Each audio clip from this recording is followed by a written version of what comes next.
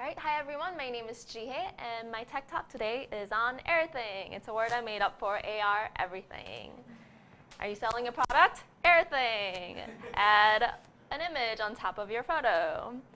Do you have some cool coloring pages? Everything. Let your kids see their creations in real life. Want to share your reviews? Everything. Use GPS to show the reviews that you leave. And found some cool graphics? Everything. You can add a camera feed to make the graphics come to life. So is augmented reality, is it just a camera feed of the real world and some graphics on top? And I wanted to get into what it really is. It's an indirect or a direct view of the real world enhanced by computer-generated graphics, which is the most common, video, sound, or GPS data. So for instance, on the surfboard picture that you saw, there's also possibilities to put a video on top that explains about the surfboard.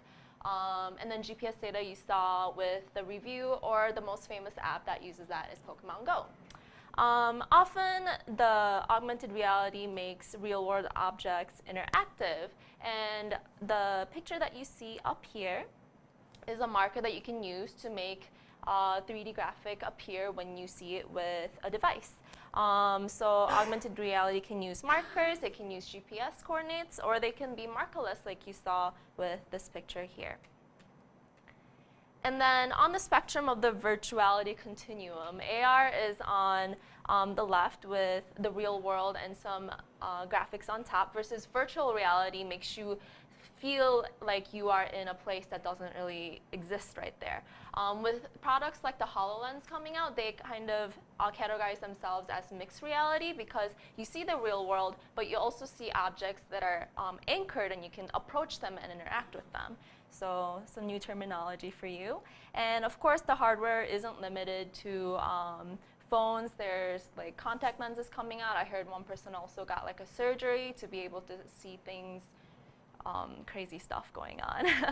So some of the tools that you can use to develop augmented reality are listed here. A lot of them overlap with the tools used to develop virtual reality. For instance, WebRTC allows you to get the camera feed, and Three.js allows you to render in 3D, and these are the two libraries that I'm going to be using because Three.js just had a lot of community support, and it also had a stereo effect that I was really interested in. I also mentioned the React Native framework because I actually spent a lot of time trying to make things work in React Native because the camera feed was a lot more clear because you're using the native component versus getting a feed from the browser. So, but that didn't really pan out because there aren't that many libraries yet that support React Native. So until that comes out, I do recommend sticking to the browser. And with that, let's go into some examples. So I did find Three.js to be pretty easy to work with because when you find their examples on their site, all you need to do is find all of the scripts that you need and just get the files, and you will have a functioning 3D graphic. So I found one that I really like. It is a flying flamingo. And I decided I wanted to do something cool with this. So before I get into that, I just wanted to kind of run you through the WebRTC, how that gets the video feed, and how Three.js actually renders it. So I always recommend, and this code that I have right here is available on my GitHub under Back to Reality, which was my tech talk. So it's in that boilerplate, so you can just copy and paste it, and you'll have an awesome experience. So I always recommend declaring the variables first because with Three.js you can actually declare them later and reuse them over and over again, so it can get really messy if you don't declare them globally.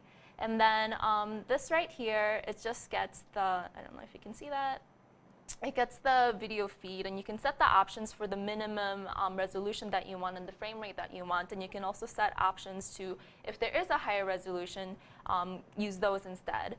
You can have a facing mode be the user or the environment, so for instance, I could use the front camera or the back camera. And then this code right here makes sure that you get the user media no matter what browser you're using. And just kind of skimming over, make sure that the video source that you get is existing and facing the environment that you want. And if it does, then you go into this function that creates HTML element of the video and the canvas so you can render it. It sizes it so that Three.js works best with sizes that are powers of 2. It sets a texture to it so that you can actually show the video on the canvas. And then right here, this is where the Three.js starts, is you make a plane and you put it on a mesh with that texture that you got from the video, and then you add that to the scene. And so that's what you would paste into like the body of the function when you initialize. And then Three.js has like an initialize, animate, resize, render, several functions. And under animate, you'd always want to make sure that what you got from the video feed was actually animated. So with that, it's really as easy as copying and pasting. And I found that when I first started, I started from getting the camera feed and trying to incorporate 3D objects into it, which kind of gave me a headache and made me really slow. But then I realized, oh, I can go backwards and take whatever graphics I made or whatever graphics I like, and then put the camera feed into it, and it's so much faster. So you'll notice that my graphics are a little cooler than from my tech talk. So let's take this variable and let's go into the script and just declare it at the top. Well, I made little containers so that I know where to put them. Let's take this and just copy it into anywhere within the initial function. And then let's take this and paste it into the animate function. And don't forget my if. And with that, I should have, and I'm going to cover my face because it's really big. So this is from the boilerplate. So you can see me, I'm really big, and look, the flamingo is actually half covered as well. So a simple way to fix that is where you have the camera, there's, let me see, where is the camera? You have this plane buffer geometry, and that's going to size your camera. So I'm going to change that to the window width and the window height. And then I also, the position Z, when you're looking at X and Y like a regular graph, position Z is how forward or backwards you are. So let me take that camera and move it back a little bit. And let's see what that gets us. Cool, now you can actually see me and the flamingo. And one other thing that I wanted to show you is the stereo effect, which I thought was really difficult at first, but after you get used to it, it's so easy. So it's just these 3 lines that you change. Three.js, it doesn't come with the NPM package. If you install it, you have to actually find it separately and put it into your files. But all you have to do is insert the script so that you use the stereo effect. And then after the render is declared in Three.js, let me find that. Just paste effect is the new stereo effect. And then you want to make sure every time there's an update and a resize, you want to make sure not only is the render getting resized, but you also want to make sure that that stereo effect is getting resized. And then when you actually render, you want to render with the effect, not the render. So with that, oh, I'm really big again. But you can see the flamingo kind of flapping there, and it's really hard to see him. So let's go ahead and move him too then. So he doesn't have, you can tell that it's him by the flamingo.js right here. He doesn't have a position Z. So let's set that to about, let's try -300 and see how that works. And for some reason, I have to resize for this to work. But there you go. So if I stand a little bit back, then you can see the flamingo, and you'll be able to render it in like a headset. One thing I did notice is if you try to go on this is on my local host right now. If I try to go on it with my IP address, the camera feed doesn't work because you have to be on a secure network. So what I did instead is I deployed this far on my Heroku, and I didn't take advantage of this last time, so I really want to this time. I'm going to take a picture of you guys. So smile. Okay, there we go. Thank you. And So everything that I showed you so far works great when you're working with like a 2D plane. But let's say you are working with something like this.